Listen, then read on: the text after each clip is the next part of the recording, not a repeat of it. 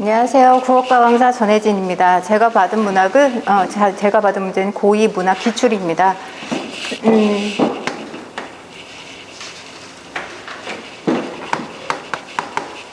고2를 대상으로 선능급을 설정해 놓고 설명해 보도록 하겠습니다. 좀 봐야 할 게 좀 많긴 한데요.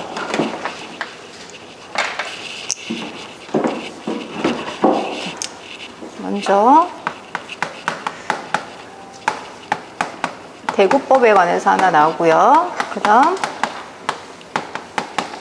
해석과 표현에 관해서 알도록 해야겠습니다. 자, 김호범 선생님, 대구법이 무엇이죠? 두 문장이 있을 때 네. 대칭을 같은 문장으로 대칭이 되었을 때 대구법이 네, 예를 들면 대구법이라는 건 비슷한 문장 구조나 어구를 반복하는 것입니다. 그래서 호범이는 못생겼고 뒷문장이 예상되시죠? 혜진이는 예쁘다. 뭐 이런 식으로 되어 있는 게 대구법이라고 얘기를 하고요. 그리고 지문이 지금 시가 3개가 있는데 다 고전이기 때문에 문제를 풀기 위해서는 좀 해석을 좀 먼저 들어가야 될 것 같아요. 먼저 가에 보면 제가 도산 12곡이라는 시입니다. 그래서 제 10수가 나오고요. 10수를 보면 당시에 80길을 몇 해를 버려두고 어디가 다니다가 이제야 돌아오느냐. 이제야 돌아오니 연대 마음 마로리라고 되어 있습니다. 자, 김호범 선생님, 당시에 이거 해석 좀 해주실래요? 당시에 가던 길. 네, 당시에 가던 길입니다. 그럼 당시라는 단어를 통해서 이것은 과거의 사실이라는 걸 알 수가 있죠. 여다라는 건 가다라고 해석을 하면 됩니다. 그래서 당시에 가던 길을 몇 해를 버려두고라는 건 버려뒀다는 얘기예요. 그러니까 버려두고 거기를 가지 않았다. 그 다음 어디가 다니다가 이제야 돌아왔느냐. 어디를 가서, 여기 이렇게 돼 있죠. 어디를 가서 다니다가, 즉 요거는 이제야 돌아왔으니까 이거는 현재의 상황이 되겠죠. 현재의 상황이고, 그래서 요거 해석해 주시겠어요, 김호범 선생님? 엉뚱한 것에 마음을 주지 않는. 네, 요거의 해석은 딴 마음 뭐 이렇게 해석을 하면 돼요. 그래서 내가 예전에 이 당시에 가던 길을 버려두고 어디가 다니다가 이제 돌아왔는데 이제 다른 마음을 먹지 않겠다라고 해석을 하게 됩니다. 그러면 이거는 과거 상황에 대한 반성이 있다라고 얘기를 할 수가 있죠. 그 다음 11수. 11수라고 되어 있는데 청사는 어때요? 망고에 푸르르며 라고 되어 있습니다. 자, 여기 한자를 몰라도 알겠죠? 뭐 산은 푸르다. 그렇죠? 요거는 무릇. 요거 해석을 어떻게 할까요? 그치지 않는다. 이렇게 되겠죠. 그래서 일단 청산은 뭐뭐 하여 어찌하여. 만고라는 건 항상 푸르다. 푸르며. 유수는 동일하죠? 뭐뭐 하여 뭐뭐 아니난 곳 그치지 아니하느냐. 우리도 그치지 말고 만고상청하리라 라고 이야기합니다. 자, 여기에 보면 도라는 게 있잖아요. 그럼 요거는 자연의 대상이죠. 자연이죠. 자연은 항상 푸르고 항상 그치지 않습니다. 그럼 자연은 불변성을 갖고 있다라고 얘기합니다. 변하지 않는 속성을 갖고 있다. 그래서 우리도 뭐 어떻게 해야 된다는 얘기일까요? 변하지 말아야겠다 그 얘기겠죠. 그래서 우리도 항상 서건희 선생님, 청이 무슨 뜻일까요? 파랑? 네, 파란색 맞습니다. 우리도 망고 아까 나왔던 부분이죠. 항상 푸르자라고 이야기하고 있습니다. 그래서 망고상청 여기에서는 뭐에 관한 이야기냐? 요거는 우리도 자연처럼 변하지 말자라고 이야기를 하는 것이겠죠. 자, 그 다음 나를 보면 요거 얘기를 안 했네요. 자, 요거 호범이는 못생겼고 혜진이는 예쁘다 이런 걸 대구 표현이라고 대구법이라고 이야기하는데 여기에 보면 대구가 나타난다는 걸 알 수가 있습니다. 그 다음 나시를 보면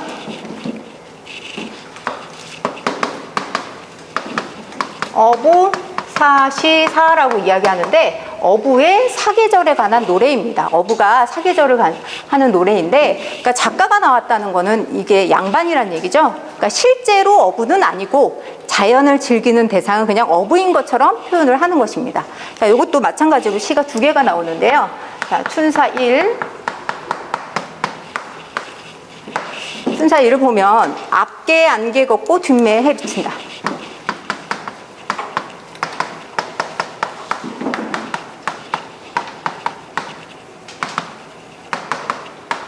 자, 이렇게 되어 있고 반물은 거의 지고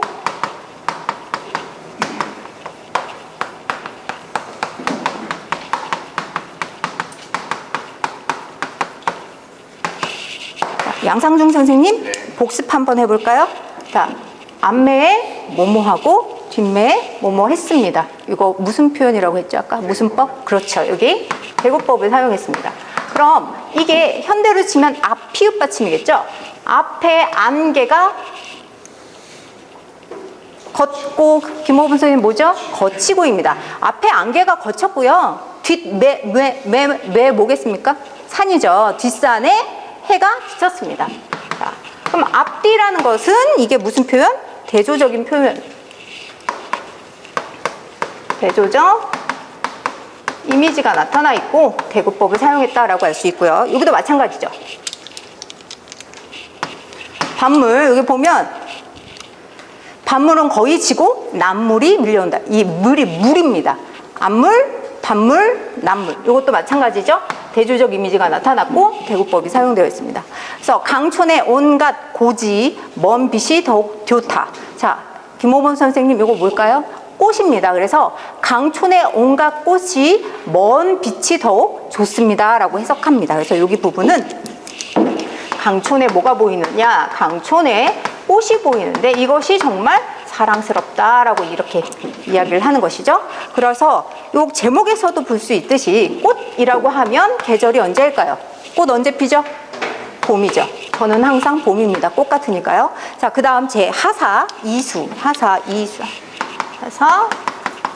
이수라고 되어 있는데, 자, 요거 해석을 할 때 아이들이 조금 힘들어 하는데, 자, 연잎에 밥 싸두고, 연잎입니다. 연잎.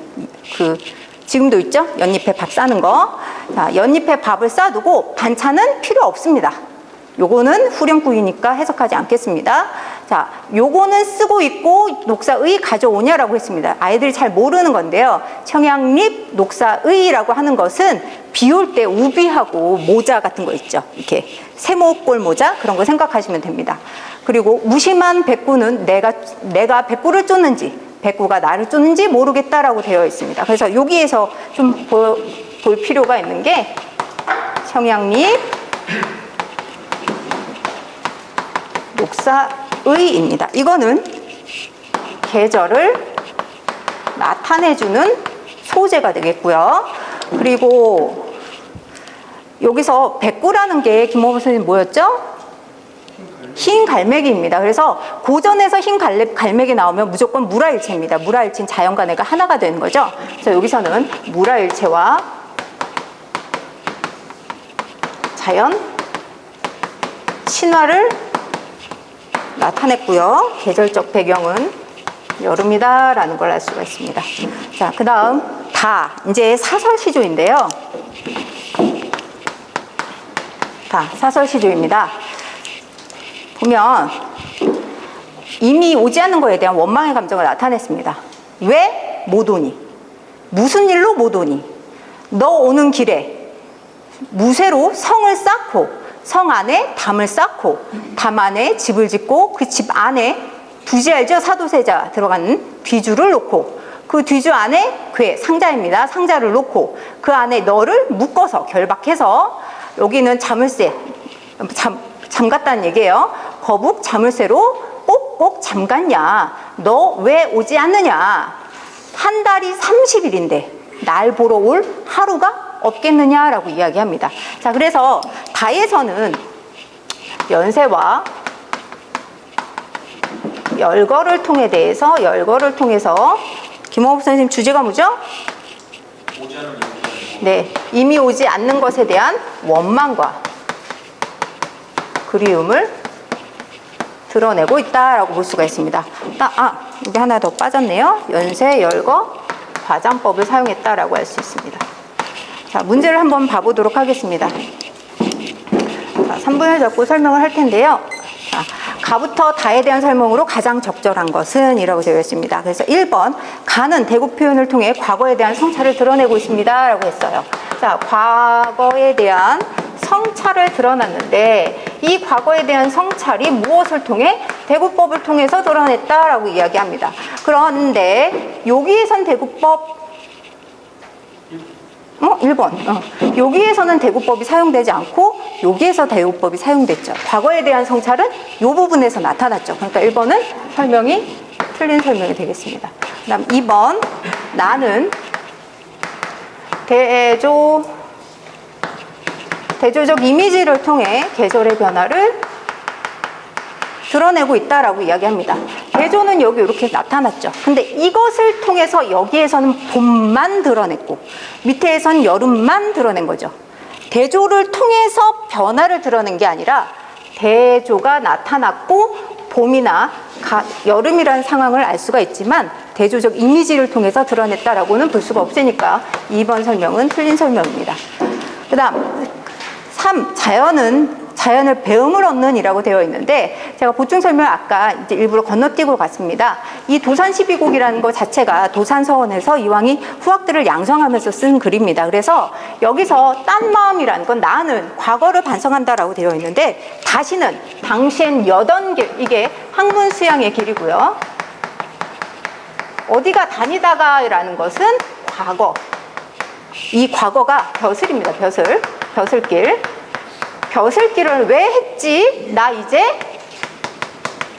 벼슬길에 나아가지 않겠다라고 이야기합니다. 그럼 여기서 여기 이렇게 나와 있고요. 그럼 여기서는 자연에서 배움을 얻고 여기도 마찬가지로 우리도 항상 푸르자. 요거와 연관시키면 학문 수양을 계속 하겠다. 벼슬 같은 거 하지 않고 학문 수양을 계속 하겠다.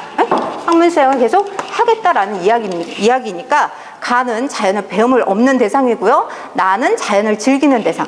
그냥 자연과 함께 자연 친화하겠다고 얘기했으니까 3번은 맞는 설명이 되겠죠. 자, 그 다음 4번 보면 다에서 일어날 수 없는 모순 상황을 제시해서 라고 되어 있습니다. 자, 일어날 수 없는 모순 상황이라고 설정을 했는데요. 모순 상황이라기보다는 과장이죠.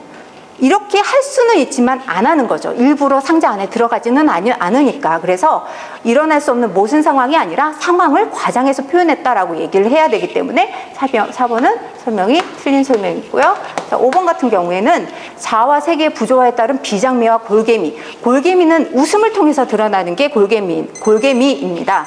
그래서 가나 다 통틀어서 웃음을 통해서 드러내는 것은 다 사설시조 하나밖에 없겠고 비장미라는 건 말 딱 보면 슬픔, 비장하다 이런 게 느껴지는 것들이 있잖아요. 그러니까 여기에서는 굳이 비장미를 꼽으라고 하면 여기가 약간 슬프긴 하지만 비장미라고 딱 집어서 이야기할 수는 없고요. 가와 나는 아예 해당 사항이 없는 것이 되겠습니다. 그래서 1번 문제에 대한 정답은 4번이고요.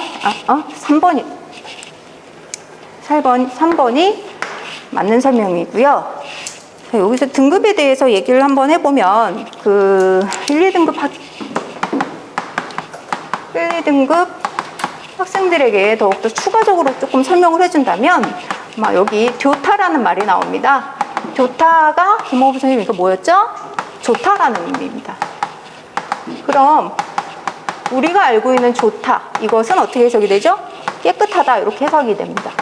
그래서 작은 것이지만 요거와 요거의 차이로 인해서 내용이 달라지는 경우도 있기 때문에 좀 높은 등급의 학생들에게는 팁으로 줄 수가 있겠고요. 그 다음 사선 시조를 여기 봤을 때 니은다, 어이 못 오던다 라고 되어 있는데 제가 해석을 어떻게 했냐면 왜 못 오니? 너 왜 안 오니? 라고 설명을 했거든요. 그래서 중세국어 문법에서는 니은다가 2인칭일 때, 주어가 2인칭일 때 의문형 어미로 쓰입니다. 그래서 너 왜 오지 않는가? 이렇게 해석이 되는 거겠죠. 그래서 좀 중세국어 문법과 이제 문법이 좀 강화되는 추세이기 때문에 해석상의 차이점을 좀 알려주면 좋을 것 같고요. 그 3등급 밑에 학생들에게는 해석에 좀 더 주안점을 두도록 해서 가르치도록 하겠습니다. 제가 준비한 것은 여기까지입니다. 네.